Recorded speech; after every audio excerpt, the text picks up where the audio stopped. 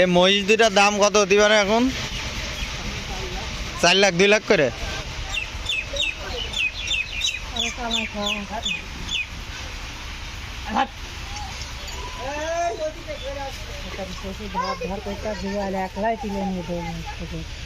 এ সব শিকারি না, এই যে এই বুঝলো চোখের ফেললে